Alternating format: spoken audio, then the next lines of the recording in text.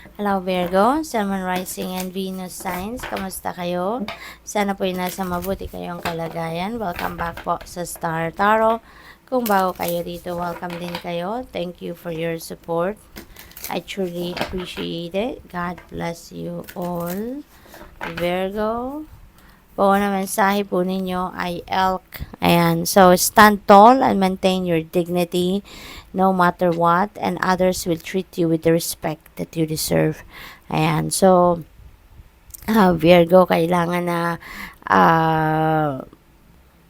pangalagaan ninyo, no? Yung inyong dignity. Huwag ninyong hayaan na apak-apakan kayo ng ibang tao, 'di ba? Huwag ninyong hayaan na patakbuhin ng ibang tao yung buhay ninyo to the extent na, 'di ba, mako-compromise ang inyong dignity, yung inyong integrity, yung mga ganon. Okay? So, manindigan kayo. That way also, makakaasa ka, no? The people will give you respect. The people will give you honor, 'di ba, that you deserve.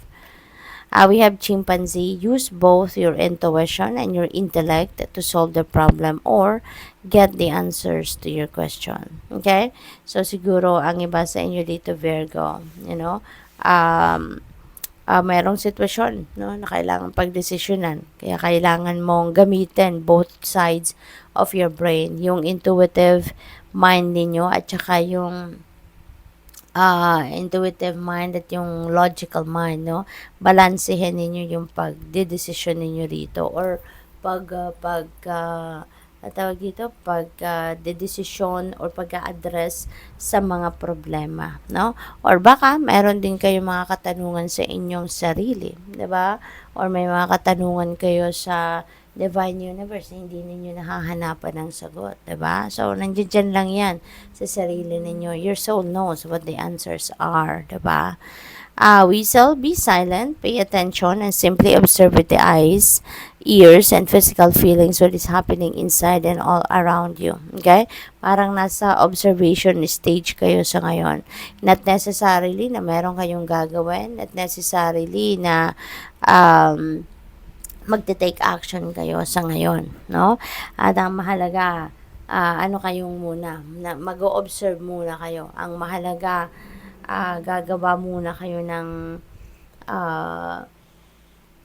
way para mapansin muna ninyo, 'di ba? Yung mga subtleties na nandiyan sa paligid ninyo, yung baka mag-tune in kayo sa nangyayari, kumbaga, sa paligid ninyo sa ngayon. So, parang you're going to take a break muna from taking action, from doing things, no? And you are going to, muna sa ngayon, you are going to pay attention muna sa mga nangyayari para mag-observe muna kayo, okay? We have manatee. Accept the situation as it is rather than fighting to change it. Okay? So, dito na tayo, parang there is a sense of surrender dito, no? Virgo, na you need to accept the situation first, no? Or accept what is happening right now and i-embrace na lang ninyo kung ano nangyayari, 'di ba? Wag na ninyong questionin, wag na ninyong kontrahin. Just embrace and accept what is happening right now. Kasi siguro, maniniwala na din kayo sa ngayon, no, na the more na kontrahin ninyo, the more na salungatin ninyo mga pagbabago or kung ano mga nangyayari, mas the more na magiging komplikado ang lahat. The more na hindi magiging maayos ang lahat, 'di ba? Kaya na lang at kayo, magsusurrender na lang kayo to the natural ebb and flow of life. You're just going with the flow. Okay? So tignan natin kung ano yung mga mensahe pa para sa you for today.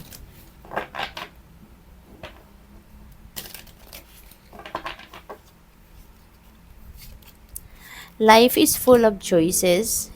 Choose wisely. Okay? Make choices that bring you closer to becoming the best version of yourself. Ayan. So, life is full of choices. Kaya mamili kayo ng maayos. Mamili kayo ng mabuti. Magdesisyon kayo ng mabuti. Okay? At saka ano, kailangan ninyo talagang gamitin, 'di ba?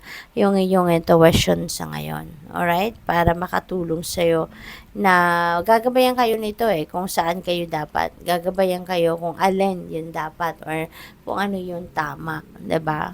What else we have? When people isolate themselves, don't give up on them. Okay? Always reach out and offer kindness. Ayan. So, wag mong sukuan yung mga taong ito. Kasi mayroong mga taong ina-isolate din ang sarili nila, lumalayo sa mga tao, tawag dito, dinidisconnect, no? Ang sarili nila from the crowd or from someone, diba? So, wag na tayong judgmental, no, doon sa mga taong yon. Hindi yung pag nilayo din nila yung sarili nila sa atin, talagang lalayuan na lang din natin because we don't even know din kung ano yung rason nila. We don't even know kung ano din yung nangyayari. 'Di ba? Sa kanya anong tumatakbo sa isip nila. Kaya kailangan pa rin natin na i-approach sila with kindness pa rin. Kasi who knows, baka kailangan nila ng tulong, hindi lang sila makapagsabi, hindi ba? So what else? We have, you are loved by many, make them your focus. In this way, you will find joy. Okay? Wag ninyong pagdudahan na, no? Yung mga ginagawa ng iba, yung mga gestures nila sa iyo. Kasi that could be a manifestation of love para sa iyo, 'di ba? You rest assured that you are loved, no? You are loved. Merong mga tao dito siguro na may mga isolated cases siguro na nararamdaman ninyong naiinis kayo sa kanila, 'di ba? Or nangiinis sila sa iyo. So, wag na ninyong pansinin ang mga ganon. Focus kayo doon sa mga tao na nagpaparamdam sa inyo ng pagmamahal, ng concern, ng pag-aalaga. Okay? Itchapwera nyo na kung sino man yung mga nagpapakita sa iyo ng negativity and focus on whoever it is na nagpapakita sa iyo ng pagmamahal. Okay? We have let music lift you up and fill your heart with joy. Okay? So, siguro, matagal na din, siguro, interested din kayo sa musika, di ba? Maaaring musically, highly connected kayo with music and allow that music, no, muli na maging parte ng buhay ninyo. Kasi siguro dati, na-distract kayo, no? Naalis na, ang tawag dito, na naging distant kayo siguro sa music, no? For whatever reason. Pero ngayon, ibalik nyo na lang yung musika sa buhay ninyo and allow the music to lift you up once again, 'di ba? Kasi siguro naman masaya kayo kapag nakikinig kayo ng musika. Siguro naman nagiging inspired kayo kapag nakikinig kayo ng music noon, 'di ba? So, ibalik nyo yan sa ngayon so that your heart will be filled with joy once again. Good luck sa'yo. Thank you for watching. Love and light. Namaste.